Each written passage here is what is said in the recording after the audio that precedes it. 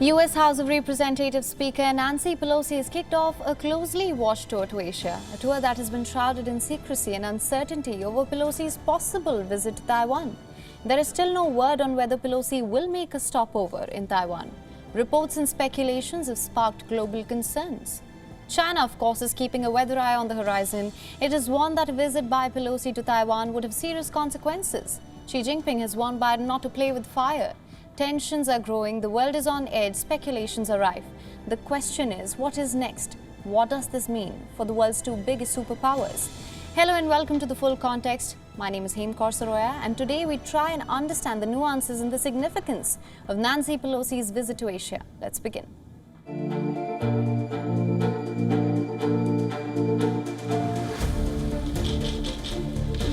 Not everything that I want. I mean, not even close, not even half.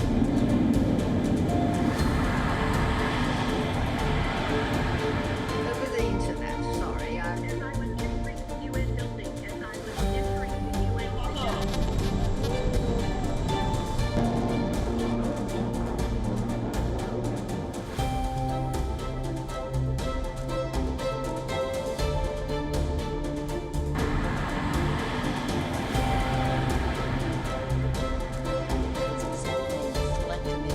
The out-mobilization on all of this.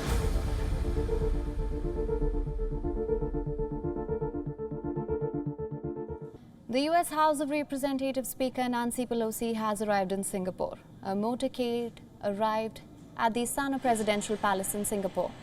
The high-profile Asia tour begins with Singapore, followed by a visit to Malaysia, South Korea and Japan.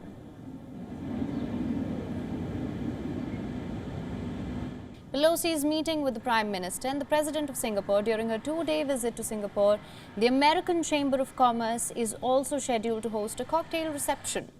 The U.S. wants to address shared interests with the Indo-Pacific countries. The much-publicized trip is being closely watched by the world, especially by Beijing. Why? Because of Taiwan. Although Pelosi's itinerary does not mention Taiwan, speculations have been swirling for weeks that Pelosi might be planning to visit the self-governing democratic island. And just the speculations and reports have created a stir in Beijing and Washington. Ahead of the visit, Nancy Pelosi was asked a direct question on her travel plans to Taiwan. She declined to answer and continued talking about America's interests in the Asia-Pacific region. I don't ever talk about my travel because, as some of you know, it's a security issue. It's a security issue for every member of Congress traveling, especially abroad. But for the Speaker, it is an additional security issue, and for those traveling with me. President earlier in his term, talked about a strong emphasis on the Asian Pacific. He has visited there, as Vice President has visited there, the Secretary of Commerce and others. And we want the Congress of the United States to be part of that initiative.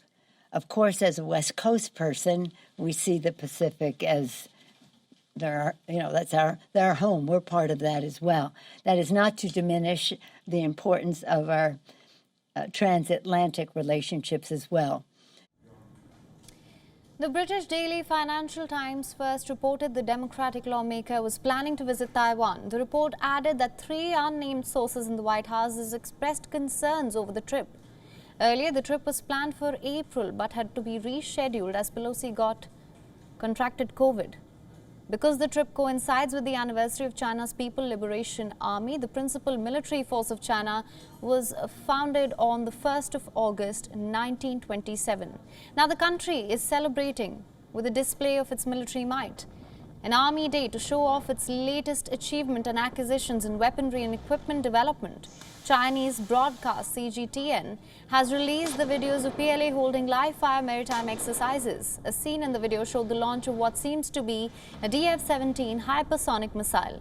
Observers say that this could be the first time that the PLA has revealed a footage on the live-fire launch of the DF-17. It's highly mobile, impossible to intercept, and can hit stationary and moving targets in the South China Sea, the Taiwan Strait, and Northeast Asia. Meanwhile, the United States has a long-standing one China policy. It maintains an official relationship with China, also maintaining a close unofficial relationship with Taiwan. What has Taiwan said about Pelosi's potential trip? Just a few comments. When Pelosi's potential visit was first reported by the Financial Times last week, Taiwan's Ministry of Foreign Affairs said that it had received no information about the visit. Just days before the report emerged, the United States government had approved arms sales worth $108 million to Taiwan. The former Defense Secretary, Mark Esper, paid a visit to Taipei last week under the auspices of Atlantic Council think tank. He held meetings with senior leaders, including President Tsai Ing-wen. I didn't pick up any frustration other than, the speed at which we conduct arms sales. And that's an issue not just for Taiwan, but for all of America's allies and partners. Our process simply is not quick enough. And we need to do better in terms of approving arms sales, number one. Number two is there was an expression of the need to get greater access to weapons such as the Javelin and the Stinger.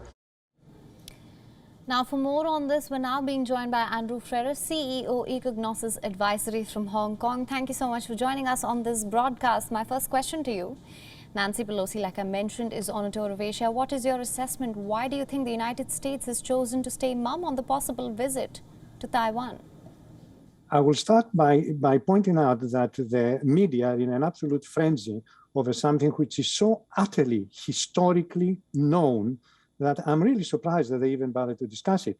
All major powers ultimately resolve differences, through violence. Of course, history is absolutely packed with that, the most recent one, and I am not in any way approving or disapproving. I'm simply stating facts. India and Pakistan, United States and Iraq, United States and Afghanistan, Israel and Lebanon, Syria and Jordan, and Egypt, United States and Vietnam, Russia now and Ukraine. Of course, territories are very important, and countries that have got territorial claims will get very touchy about it. So surprise, surprise, China is very upset about it, and United States apparently doesn't mind if China is upset about it. Why? Because ultimately there is a kind of a game of chicken. I'm not approving or disapproving. I'm simply telling you that's the way big powers exercise their power. And also, even small powers exercise their power, like Argentina invading the Falklands. Why? Because they claim the Falklands. They say these are ours. These are not British. Very common, incredibly common, and still it is an issue of huge discussion. She's going to go to Taiwan, and China says she's not going to allow it. And the United States, as you say, keeps mum. Why? Because they're playing in games of chicken. Again, no approval or disapproval. This is history. That's the way life works. The power and the might of the mightful is right. Sorry, that's the way it is. Very, very Darwinian.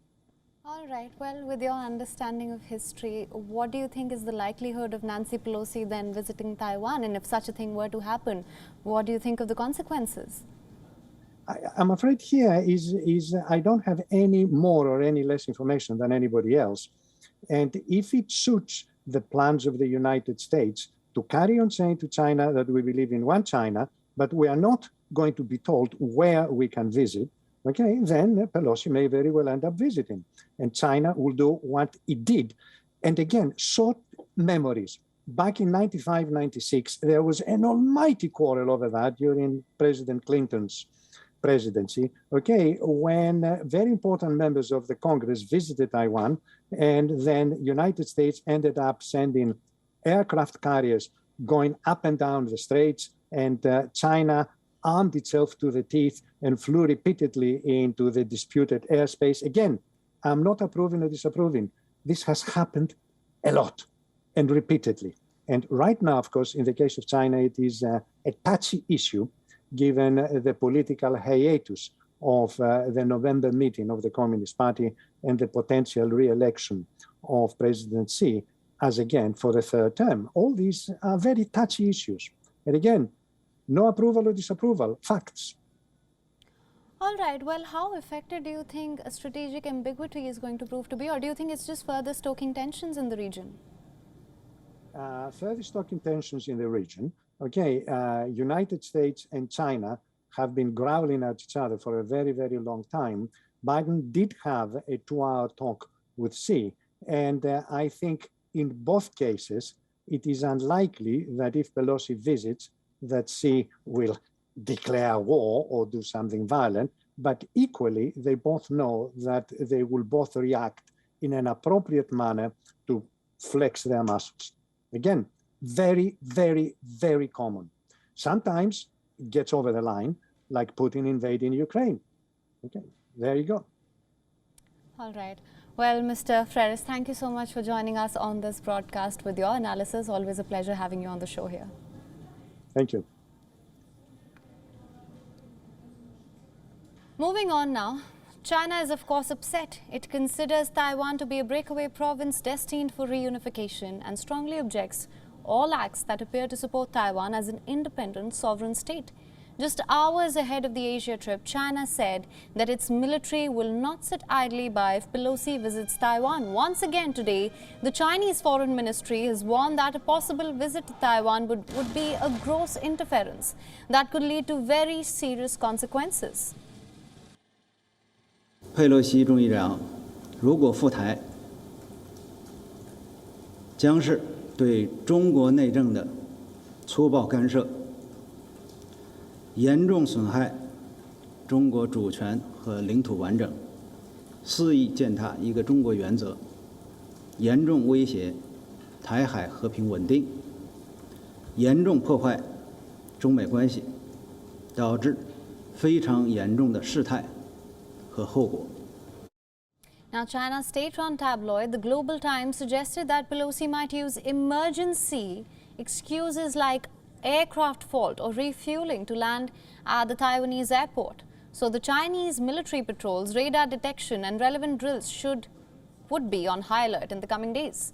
According to a global flight tracking service website that provides real-time information about thousands of aircraft around the world, about 100,000 netizens worldwide, they're tracking a plane which is believed to be carrying Pelosi's delegation on Flight Radar 24. Due to the sensitivity of the trip and the concerns over surprise landing, this means the world is still worried about the possibility of a surprise move by Pelosi, even though her announced plan did not mention Taiwan. Chinese analysts and researchers, they've begun verbally bashing Nancy Pelosi's political career. Researchers with the China Institute of International Studies and Naval Research Institute have shared their concerns on the Chinese state broadcaster, CGTN. The potential visit to Taiwan by the U.S. speaker actually is a dangerous arrangement at this moment. It's only for the sake of the speaker herself. If we look at her professional career decades, she just has manipulated repeatedly the sensitive issues for the mobilization of support for herself, including the voters and for the coming midterm election. So this is actually a political game played by the speaker for her own self, and I don't think it's good for the peaceful and stable relationship between the two countries.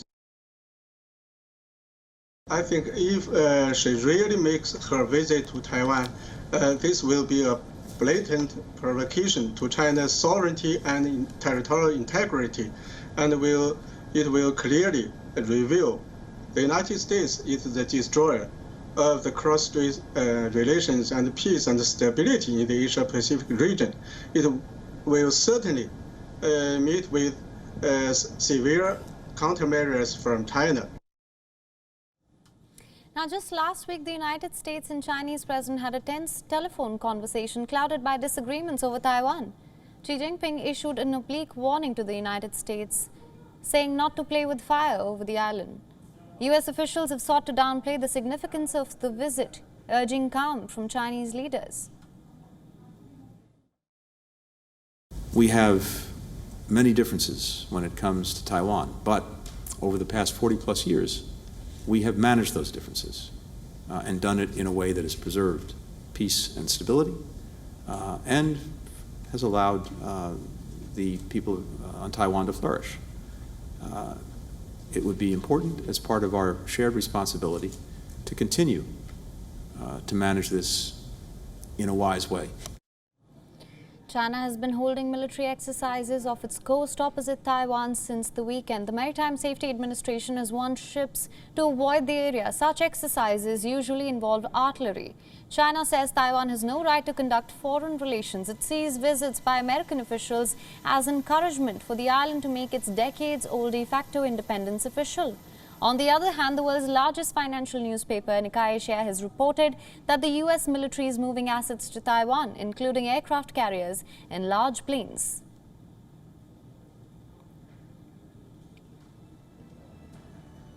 So understandably, the world leaders, stakeholders, businessmen are closely watching every move by Nancy Pelosi in the Pacific.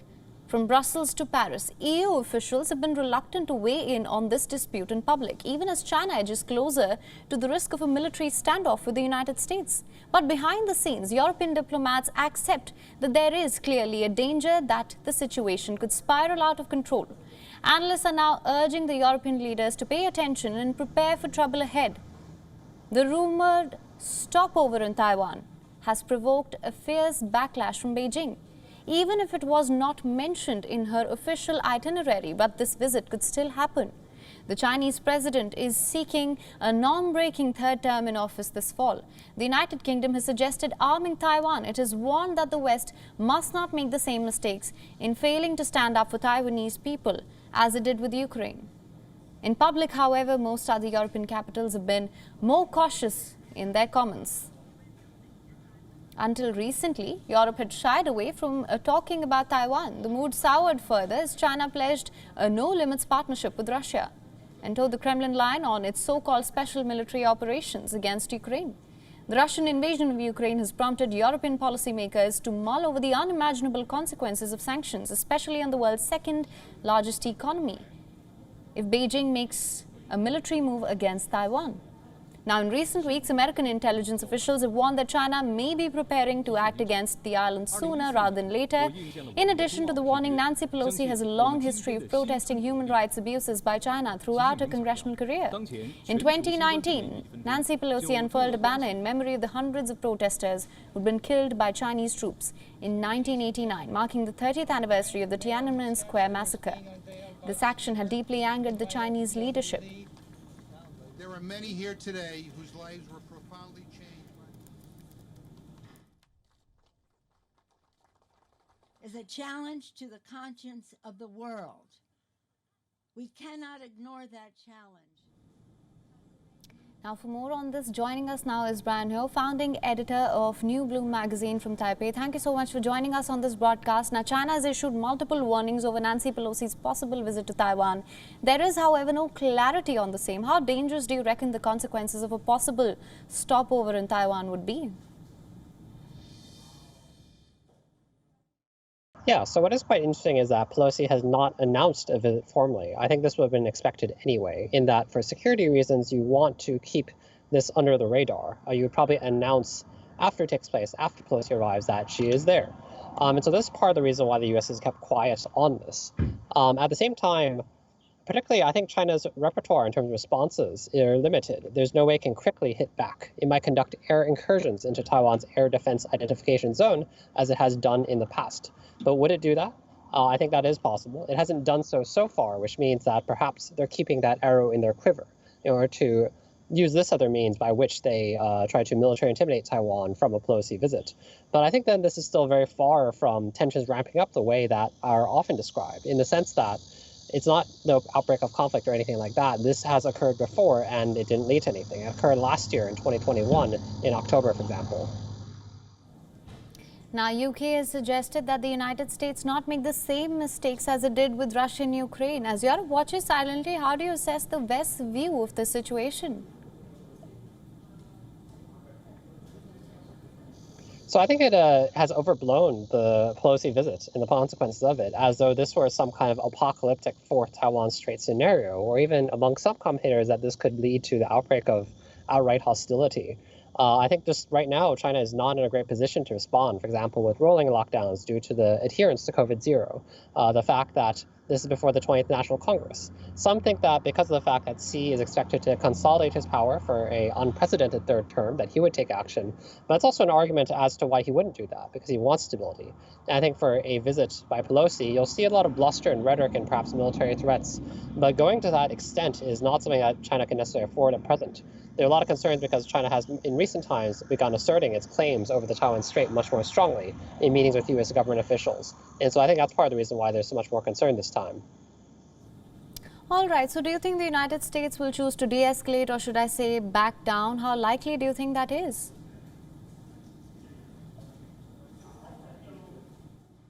So I think what is interesting is that the U.S. and has not presented a unite front between even just the Democrats, like Pelosi and Biden, openly disagreeing about the potential consequences of a visit. But I think that now, particularly for Pelosi, there would be a loss of face if she didn't come to Taiwan. And so I think that that is a reason why she might still be encouraged to do so. And so I think that's a consequence then. I mean, someone is going to come out looking out the worst, whether it's Biden or Pelosi. And so I think that's the question. But I think that the China's aggression towards Taiwan has not ever ended. So I think that this will not actually impact that calculus. All right, Mr. Brandno, thank you so much for joining us on this broadcast. And we at WION, of course, will continue to monitor this very closely. Thank you for watching The Full Context.